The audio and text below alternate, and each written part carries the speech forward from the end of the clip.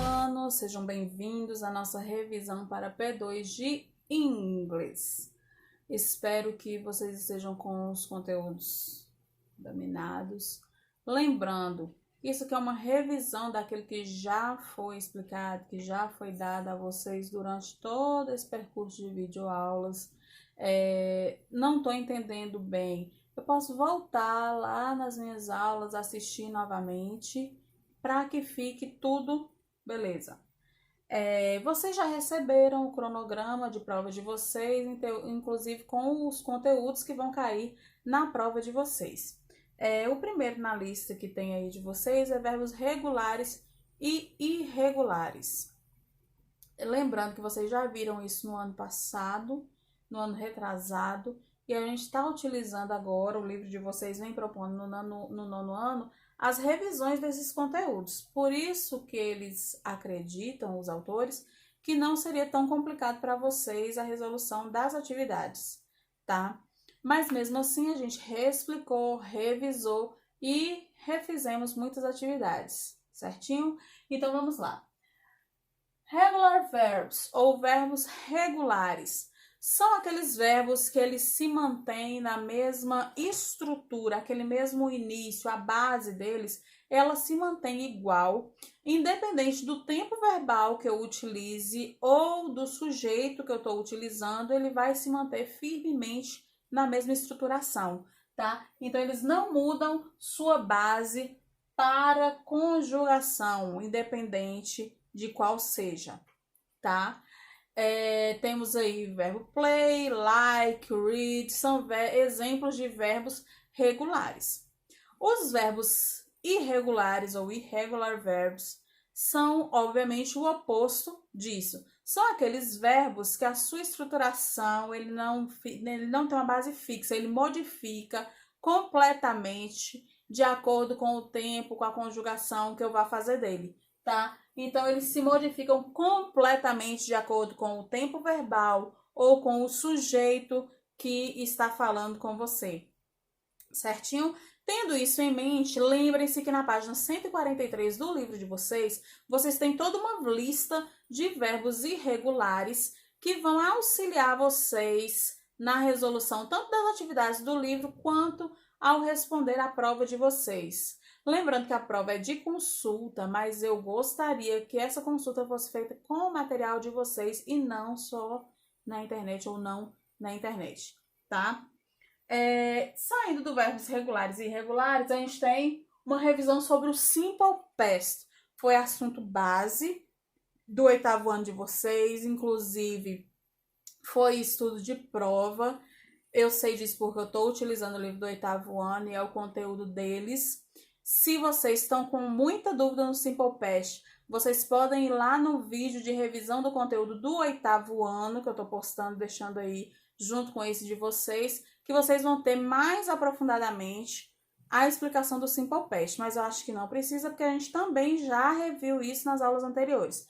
Então, simple past, a base na afirmativa tem o sujeito mais o verbo, mais o predicado, que é o restante da frase, tá? Exemplo. I liked the dogs. Eu gostei de cães, de cachorros, eu gostava deles, hoje eu não gosto tanto. Então, o verbo like é um verbo regular. Ao passar para o simple past, eu simplesmente acrescentei o sufixo ed no final desse verbo. Mas, se for com o verbo irregular, ele vai modificar completamente a sua forma. Exemplo, I drank milk. Eu bebia leite. Hoje em dia, eu não bebo mais. Então, o verbo drink é um verbo irregular que no passado ficou drunk, tá? Isso é um exemplo base do simple past, mas é o que eu disse, se você não domina o conteúdo, se ainda está com muita dúvida, vocês podem estar consultando o vídeo do 8º ano de revisão para a prova que tá lá mais aprofundado esse conteúdo. Ô, professora, por que você não aprofunda isso agora? Porque o conteúdo de vocês é a base do livro de vocês, o conteúdo é Past Continuous, que é um passado, eu digo que eu costumo brincar, que é um passado mais recente. Então, quando se trata de Past Continuous, eu tenho uma outra estruturação, diferente do Simple Past, porque eu vou ter dois verbos descritos e agentes na mesma frase, sendo que o primeiro verbo vai ser sempre o verbo to be no Simple Past, tá? Então, a estrutura da forma afirmativa, ela vai ser sujeito mais o verbo be no Simple Past, mais um segundo verbo terminando com o sufixo ing, mais o predicado, que vai ser todo o restante da minha frase, tá? Example. He was singing in the rain. Ele estava cantando na chuva.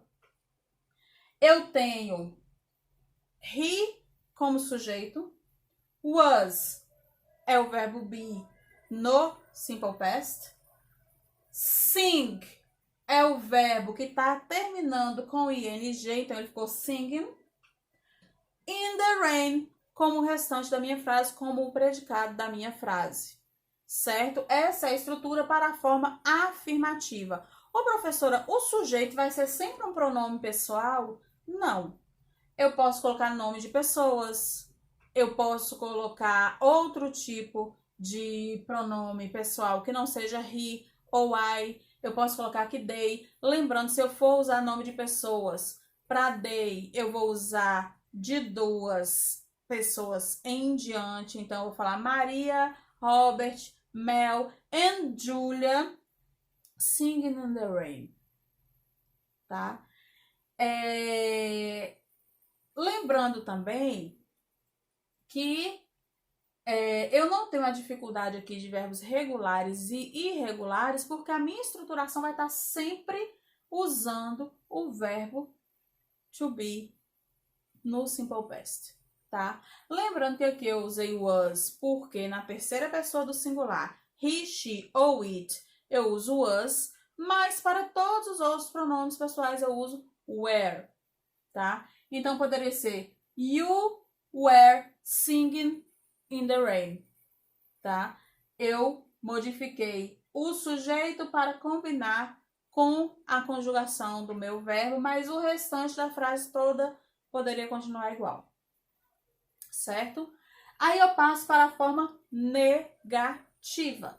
Na forma negativa, vocês reparem que o past continuous é muito fácil, porque eu nunca vou mexer na estruturação do segundo verbo em diante, eu só vou continuar mexendo com o verbo to be. Então, aqui eu tenho o sujeito mais o verbo to be no Simple Past, acrescentando o not, e o restante vai continuar igual. Segundo verbo mais ing mais predicado. Então, he wasn't singing in the rain. Eu peguei o not, juntei com o passado do verbo be. Então, ao invés de eu dizer was not, eu digo wasn't. A mesma coisa acontece com were. Were mais not vai ficar weren't. Tá?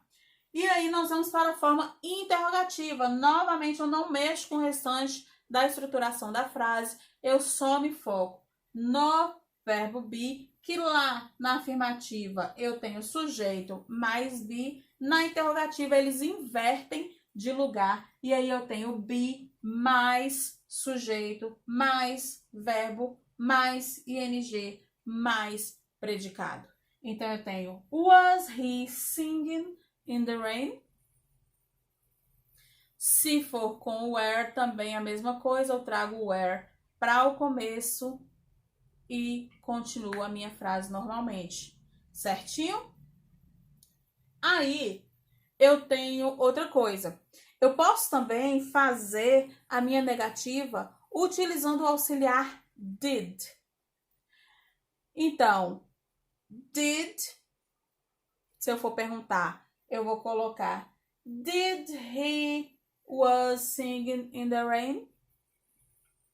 E se eu for responder negando, he didn't was singing in the rain. Então, ao invés de eu mexer com a estruturação do was, eu acrescentaria o didn't ou did na interrogativa, tá?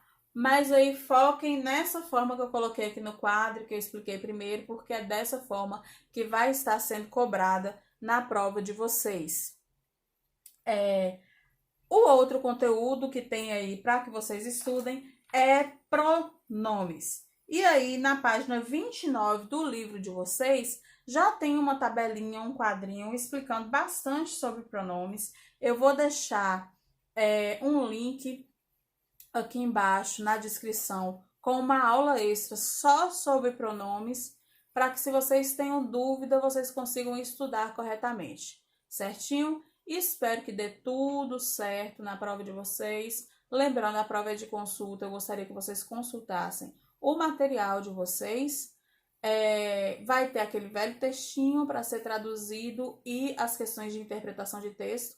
Ô, professora, como é que eu vou conseguir traduzir o texto sem usar a internet? Eu já tinha falado com vocês a respeito do aplicativo do Duolingo, porque ele funciona offline, você não precisa estar realmente conectado na internet para usá-lo, e também dicionário de inglês, tá? Isso é o meu sonho de consumo, é claro, mas vocês vão fazer da forma que vocês acharem melhor aí. E lembrem-se sempre da página 143 do livro de vocês, que vai auxiliar vocês com os verbos irregulares. E lembrem-se também, foquem-se na página 29, que é a página da tabela da parte gramatical do livro de vocês. Certinho? Bye, bye. Good luck. Então, quando se trata de past continuous, eu tenho uma outra estruturação, diferente do simple past, porque eu vou ter dois verbos descritos e agentes na mesma frase, sendo que o primeiro verbo vai ser sempre o verbo to be no simple past, tá? Então, a estrutura da forma afirmativa, ela vai ser sujeito mais o verbo be no simple past, mais um segundo verbo terminando com o sufixo ing, mais o predicado, que vai ser todo o restante da minha frase, tá? Example: he was singing in the rain. Ele estava cantando na chuva. Eu tenho he como sujeito, was é o verbo be no simple past, sing é o verbo que está terminando com ing, então ele ficou singing, in the rain como o restante da minha frase, como o predicado da minha frase, certo? Essa é a estrutura para a forma afirmativa. Ô, professora, o sujeito vai ser sempre um pronome pessoal? Não. Eu posso colocar nome de pessoas, eu posso colocar outro tipo de pronome pessoal que não seja he ou I, eu posso colocar aqui they. Lembrando, se eu for usar nome de pessoas, para they eu vou usar de duas pessoas em diante, então eu vou falar Maria, Robert, Mel and Julia singing in the rain, tá?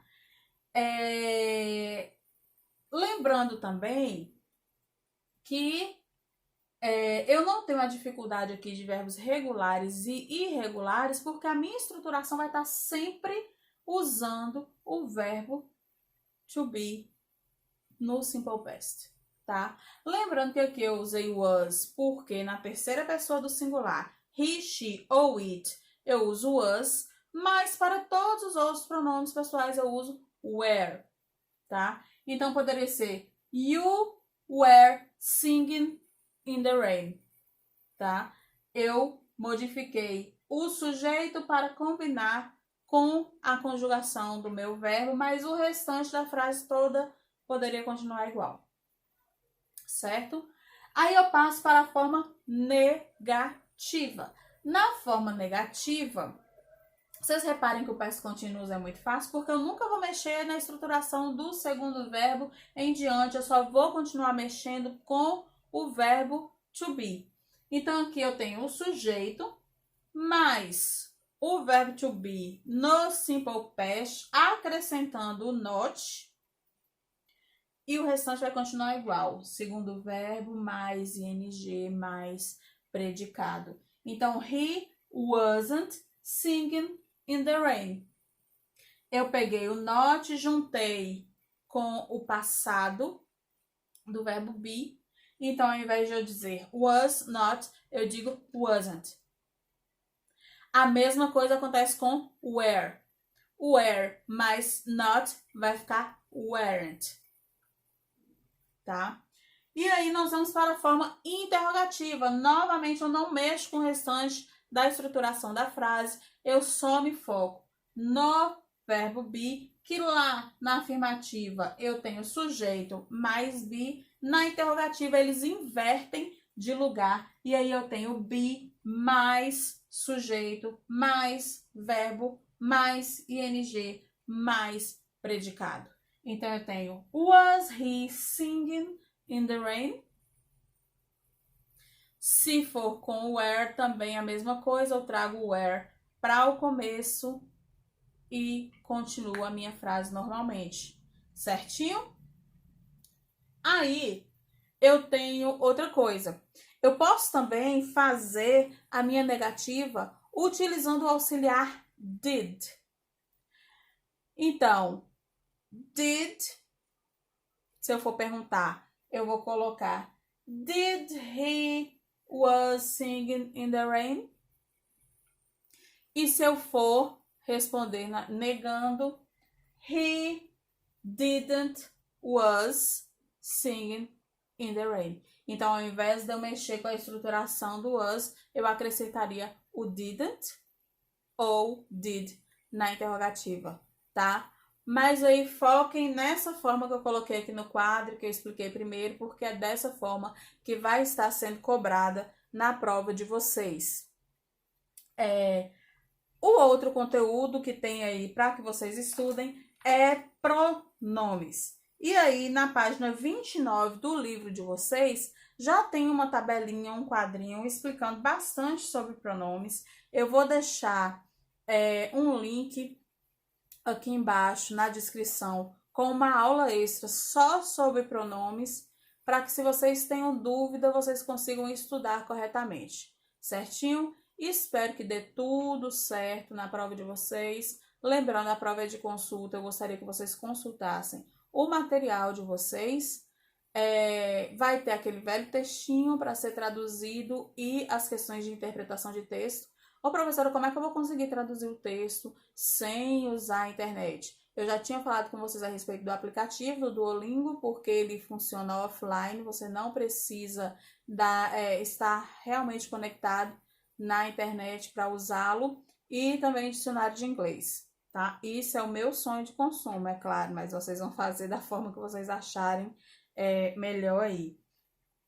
E lembrem-se sempre da página 143 do livro de vocês, que vai auxiliar vocês com os verbos irregulares. E lembrem-se também, foquem-se na página 29, que é a página da tabela da parte gramatical do livro de vocês. Certinho? Bye, bye. Good luck.